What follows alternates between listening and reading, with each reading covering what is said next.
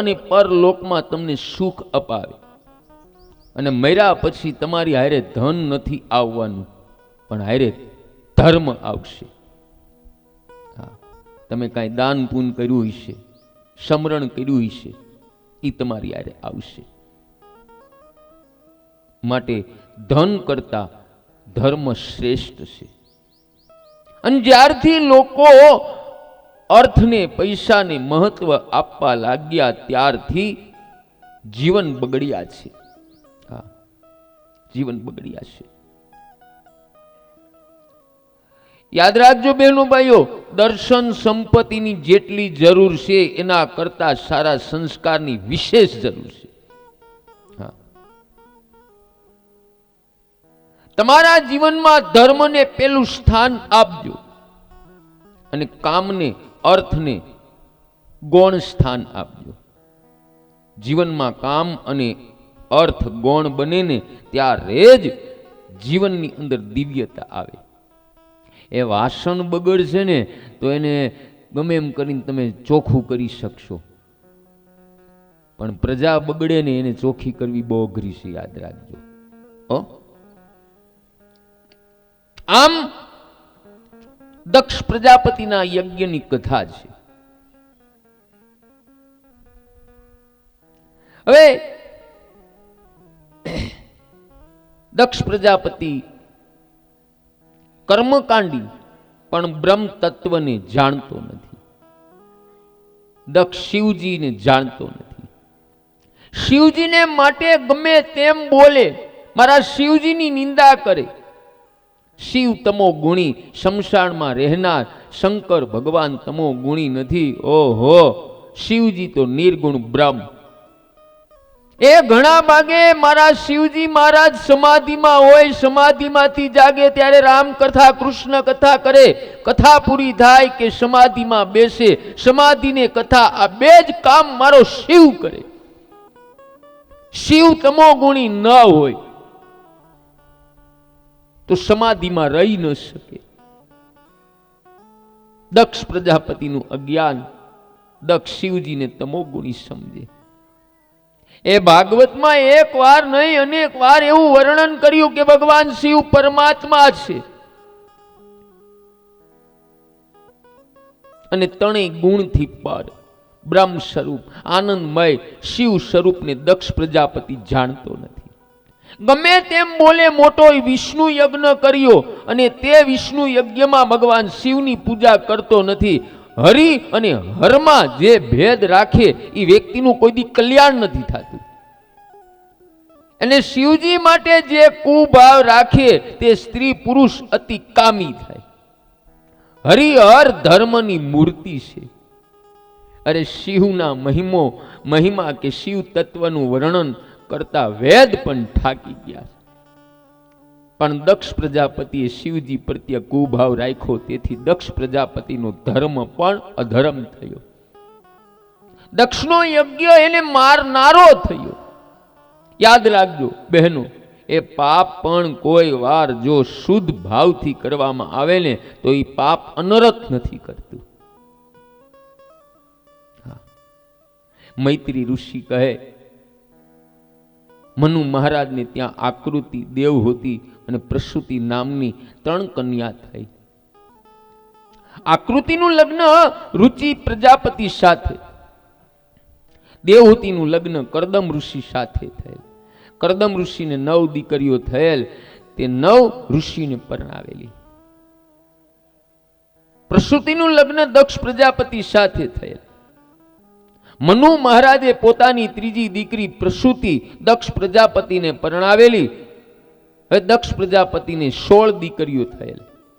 16 માંથી 13 ધર્મને, 1 દીકરી અગ્નિદેવને અને 1 દીકરી પિતૃદેવને પરણાવેલી. પિતૃદેવની પત્નીનું નામ સ્વાધા અને અગ્નિદેવની પત્નીનું નામ સ્વાહા. સતી નામે કન્યા શિવજીને પરણાવેલી. જો બહેનો, જે 13 પત્ની ધર્મને પરણાવેલી, કોની પરણાવેલી છે? આપણે બધાને 13 પત્ની છે. કેટલી? યાદ રાખજો. હવે આમાં કોઈને જાગૃત છે અને કોઈને મંદ છે. હો, આવા 13 પત્ની તમને બતાવું. અને આપણા જીવનમાં અમુક જાગૃત છે ને અમુક બંધ છે. ધર્મની 13 પત્નીઓ. પહેલી જ પત્ની શ્રદ્ધા છે.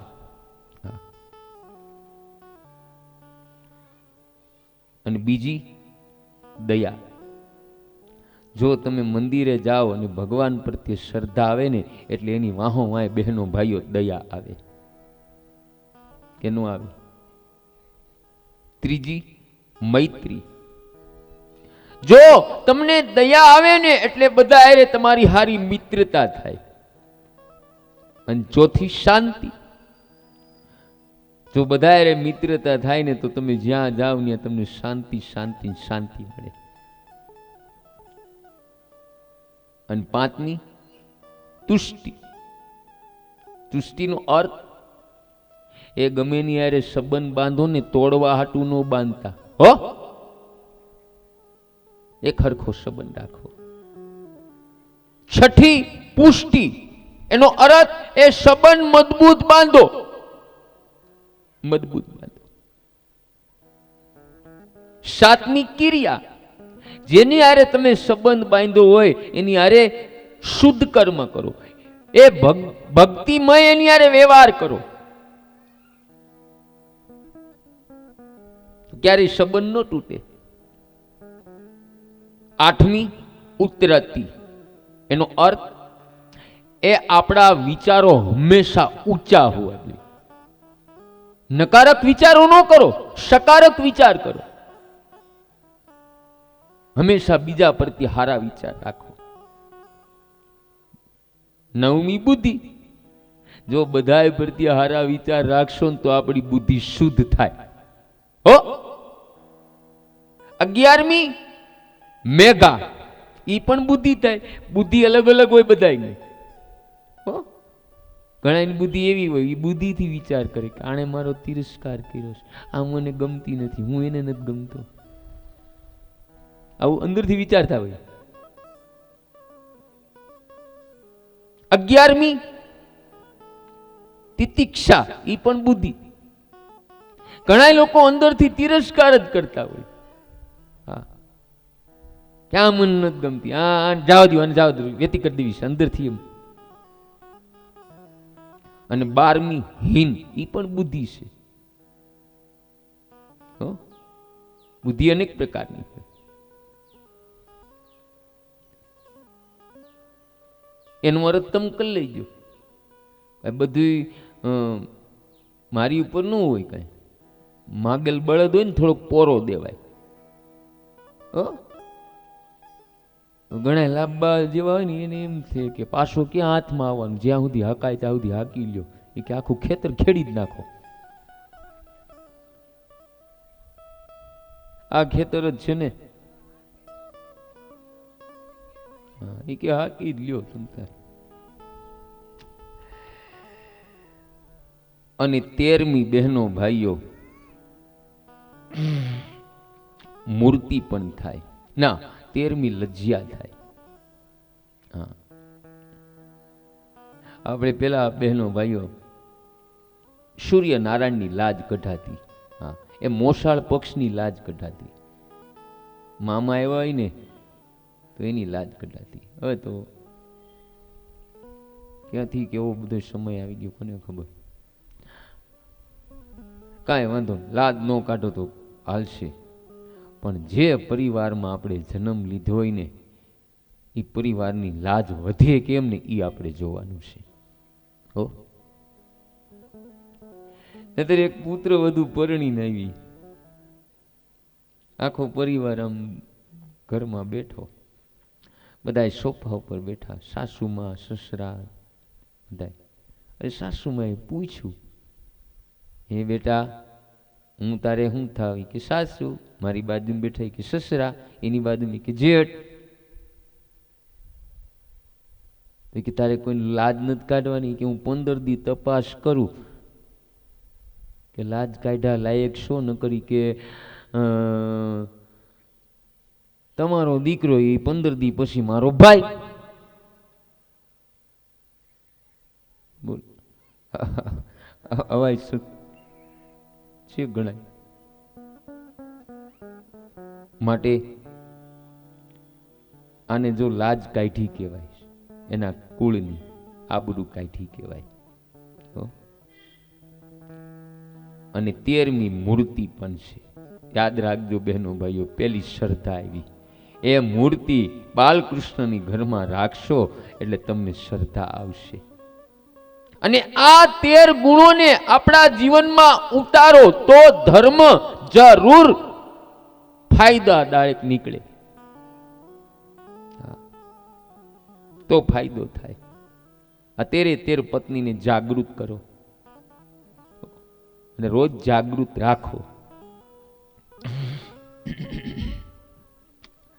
દક્ષ પ્રજાપતિની સૌથી નાની દીકરી સતીનું લગ્ન શિવજી સાથે થયું. દક્ષ પ્રજાપતિએ શિવજીનું અપમાન કર્યું એટલે સતીએ પોતાનું શરીર યજ્ઞમાં બાળી દીધું. પણ વિદુરજી પૂછે કે સર્વેથી શ્રેષ્ઠ એવા શિવજી સાથે દક્ષ પ્રજાપતિએ વેર કર્યું, તે આશ્ચર્ય થાય. આ કથા મને વિસ્તારથી સમજાવો ને. મૈત્રી ઋષિ કહે કે પ્રાચીન કાળમાં પ્રયાગરાજમાં મોટું બ્રહ્મ ક્ષેત્ર થયું હતું. સભા મંડપમાં શિવજી અધર આસન ઉપર બિરાજ્યા હતા. તે વખતે દક્ષ પ્રજાપતિનું ત્યાં આગમન થયું. શિવજી તો પોતાના અધર આસન ઉપર નારાયણનું ધ્યાન કરતા બેઠા હતા. એટલે કોણ આવે ને કોણ જાય તેનો શિવજીનો ખ્યાલ ન હતો. દક્ષ પ્રજાપતિનું આગમન થતા ત્યાં ઉપસ્થિત બધા દેવોએ દક્ષને ઊભા થઈને માન આપ્યું. પણ શિવજી ધ્યાનમાં હતા એટલે ઊભા થયેલ નહીં. આથી દક્ષ પ્રજાપતિએ શિવજી ઉપર ક્રોધ આવ્યો અને સભામાં શિવજીની નિંદા કરવા લાગ્યા. દક્ષ બોલ્યા, આ શિવ લોકોની કીર્તિનો નાશ કરનાર તથા લજ્યા વિનાનો ઉત્તમ ક્રિયાનો લોપ કરનાર, અપવિત્ર તથા મર્યાદાનું ઉલ્લંઘન કરનાર, આ શિવને મારી ઈચ્છા ન હોવા છતાં મેં મારી દીકરી આપી. શિવ આખા શરીરે ભસ્મ ચોળી અને માનવીઓના હાડકા ઘરેણા રૂપે પહેરી, માથાના કેસ છૂટા મૂકી, નગ્ન પ્રેતો અને ભૂતાના ટોળામાં વીંટાઈને ફરે છે. શમશાનમાં ગાંડા પુરુષોની જેમ ફર્યા કરે છે. તમો ગુણી છે, છેલ્લે શિવ અભિમાની છે. માટે આજથી શિવને દેવતાઓના યજ્ઞ ભાગમાં યજ્ઞ ભાગ નહીં મળે. આટલું કહી ક્રોધમાં આવી ગયેલ દક્ષ પ્રજાપતિ સભામાંથી તરત બહાર નીકળી અને પોતાના સ્થાને જતા રહ્યા. બહેનો ભાઈઓ, દક્ષ પ્રજાપતિ નિંદામાં શિવજી પ્રત્યે શમશાનમાં રહેનાર અને તમોગુણી કહે છે, એ બરાબર નથી. કારણ આખું જગત શમશાન રૂપ હોવાથી અને શિવજી જગતના દરેક પદાર્થમાં રહેલા હોવાથી વ્યાપક બ્રહ્મ સ્વરૂપ છે.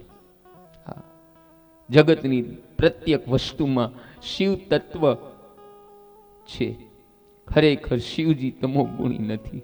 મારા શિવ તો નિર્ગુણ બ્રહ્મ છે. નિર્ગુણ બ્રહ્મ છે. અને શિવજીની ભક્તિ બહેનો ભાઈઓ બહુ સરળ. મારા શિવજીને રાજભોગ ખપતો નથી. કેવલ જલની લોટી ભરીને માથે અભિષેક કરો એટલે મારો શિવજી રાજી થાય. બીજું તમને બધાને કહું છું, તમે શિવ ભક્તોય ઘણા છો. આમાં જો જલ ચડાવો ને, જલની એક રીત છે. સીધું લિંગ ઉપર જળ નો ચડાવો. સીધું લિંગ ઉપર તમે જળ ચડાવો ને, અમારા શિવજી જે જળ ચડાવે ને એની ઉપર જ ક્રોધ કરે છે. પેલા જળ, જો થાળું હોય ને, થાળું એમાં બે આમ પડખા હોય. આ પડખું છે ગણપતિનું છે, આ કાર્તિક સ્વામી છે, અને વચ્ચે એક દેવી બિરાજે છે. એટલે પેલું જળ ગણપતિ ઉપર ધાર થવી જોઈએ, બીજી વચ્ચે થવી જોઈએ, અને ત્રીજી કાર્તિક સ્વામી ઉપર, અને પછી થાળામાં ફરતી જે શિવલિંગ હોય ને ન્યા થાવી જોઈએ. થાળું છે એ જગદંબા પાર્વતીજી છે અને છેલ્લે ભગવાન શિવજીની લિંગ ઉપર જળનો અભિષેક કરો. ઓમ નમો ભગવતે રુદ્રાય નમઃ. આ રીતે જળ ચડાવો તો ફાયદો થાય. ઘણા એમ કે ભક્તિમાં ઘણા કાંઈ કે નિયમ ભિયમ હોય. રસોઈમાં નિયમ હોય કે ન હોય કયો મને? હાલો રસોઈ ડાયરેક્ટ પેલા મીઠું નાખીને પછી વઘાર નાખું, છેલ્લે તેલ નાખું, ચડી જાય પછી હાલે ન હાલે ને? એટલે બધી વસ્તુમાં નિયમ જરૂરી છે. હો, આ તમને તમારી ભાષામાં હું સરળ રીતે સમજાવું છું. તમે બધા ભોળા છો, અભણ છો. હા, હું તો તમારા કરતા અભણ છું. ખોટું નહીં બોલું બહેનો. હા, વ્યાસપીઠ ઉપર બેઠો છું. આખા ભારતમાં મારું ક્યાંય સલટી મળે ને તો સરદારનગરના જેટલા બહેનો ભાઈઓના મકાન છે એના સંડાસ સાફ કરવા હું તૈયાર છું. એક ચોપડી ભણેલો નથી હું. આ મારા હનુમાનજીની નિશાળમાં હું ભણેલો છું, એણે મને ભણાવ્યો છે.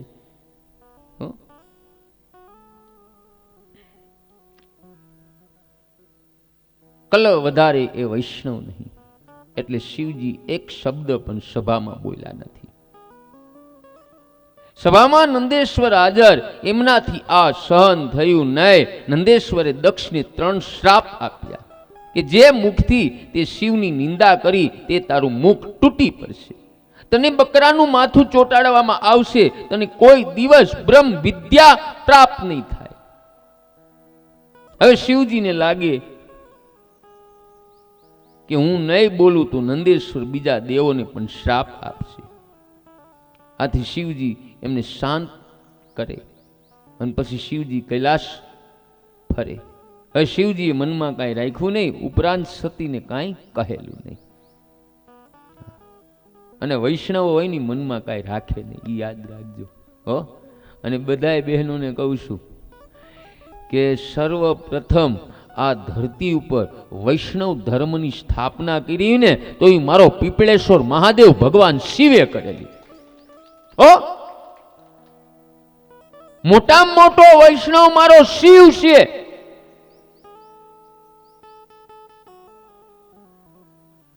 ઘણા વૈષ્ણવ શિવજીનું નામ લેતા અચકાય છે. બોલો, આ દોષ એનો નથી, ધર્મગુરુનો દોષ છે. હો, ધર્મગુરુનો દોષ.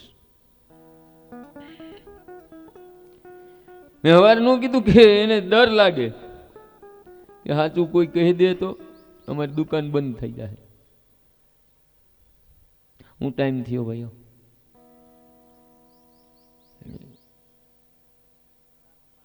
12:05 મિનિટની વાર છે. આગળની કથાનું આપણે બપોરે દર્શન કરશું. બરાબર, કથાને વિરામ આપતા પહેલા ભગવાનનું ભાવથી નામ કીર્તન કરીએ.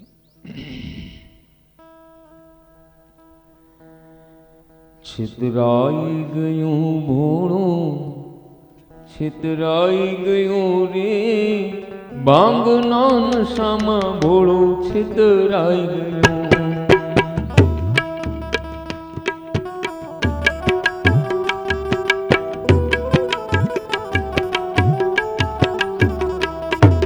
છિતરાઈ ગયો રે ભોળો, છિતરાઈ ગયો, બાંગના નશામાં ભોળો છિતરાઈ ગયો.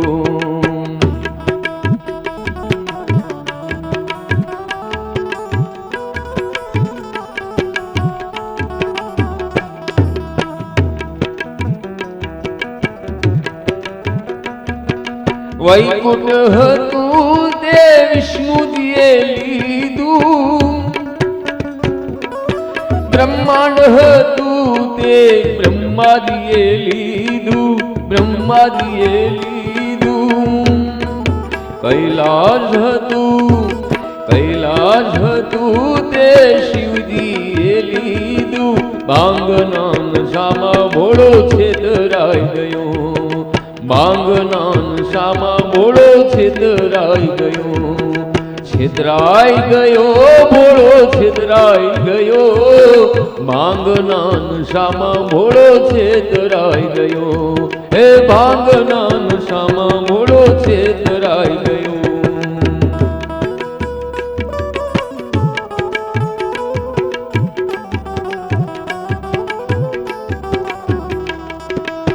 ગરુડ હતા તે વિષ્ણુજીએ લીધા, હંસ હતા તે બ્રહ્માજીએ લીધા, બ્રહ્માજીએ લીધા.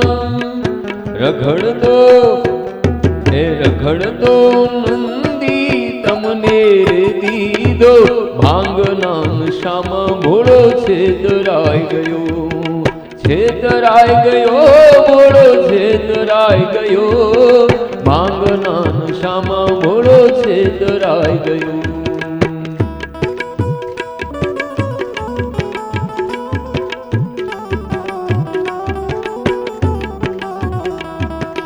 લક્ષ્મી હતા તે વિષ્ણુજીએ લીધા, ગીતા ગાયત્રી બ્રહ્માજીએ લીધા, બ્રહ્માજીએ લીધા. વહેતા એ વહેતા ગંગાજી તમને દીધા, ભાંગના નશામાં ભોળો છેતરાઈ ગયો, છેતરાઈ ગયો ભોળો છેતરાઈ ગયો, ભાંગના નશામાં ભોળો છેતરાઈ ગયો.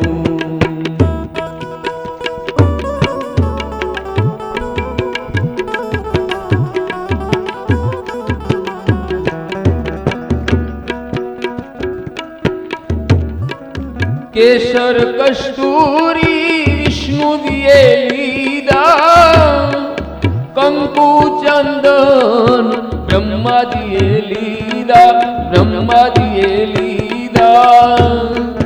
ભસ્મના ગોળા ભસ્મના ગોળા તમને દીધા, ભાંગના નશામાં ભોળો છેતરાઈ ગયો, છેતરાઈ ગયો ભોળો છેતરાઈ ગયો, ભાંગના નશામાં ભોળો છેતરાઈ ગયો.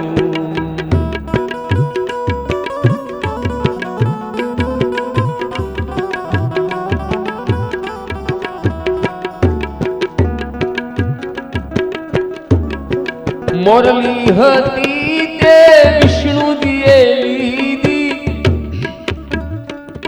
એ મોરલી હતી તે વિષ્ણુજીએ લીધી, વેદ પુરાણ બ્રહ્માજીએ લીધા, બ્રહ્માજીએ લીધા. ડમ ડમ ડમ ડમ ડમરું તમને દીધા, ભાંગના નશામાં ભોળો છેતરાઈ ગયો. બોલો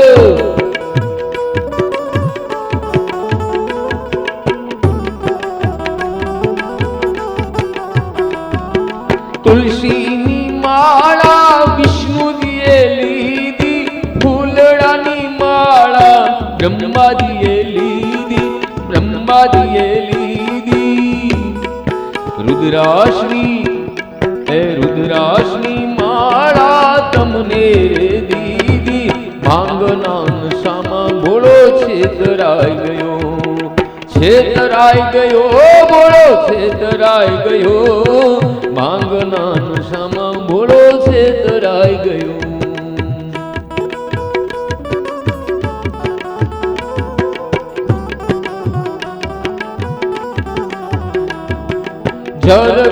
જરકશીજામાં વિષ્ણુજીએ લીધા, રેશમીના વાઘા બ્રહ્માજીએ લીધા, બ્રહ્માજીએ લીધા. વાઘંબરના એ વાઘંબરના ચામડા તમને દીધા, ભાંગના નશામાં ભોળો છેતરાઈ ગયો, ભાંગના નશામાં ભોળો છેતરાઈ ગયો.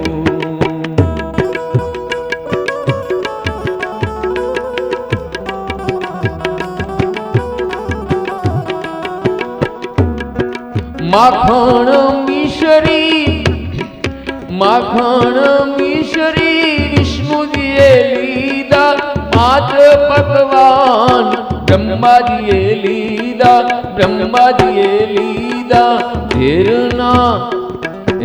ઝેરના તુંબડા તમને રે દીધા, ભાંગના નશામાં ભોળો છેતરાઈ ગયો, બોલો છેતરાઈ ગયો, ભાંગના નશામાં ભોળો છેતરાઈ ગયો.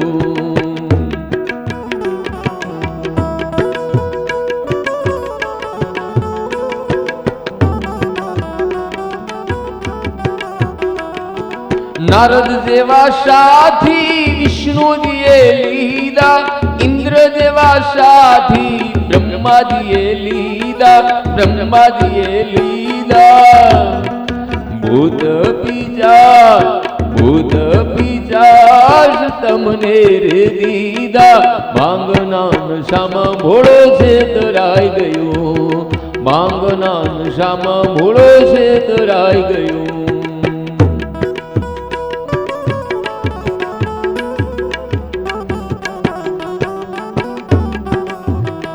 હવે ભગવાન હારું કે ભોળો નથી, હું છેતરાણો નથી, હું ભોળો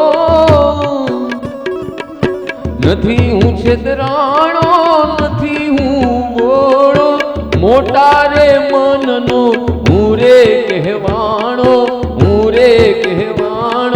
છેતરાઈ ગયો, ભોળો છેતરાઈ ગયો, ભાંગના નશામાં ભોળો છેતરાઈ ગયો, એ ભાંગના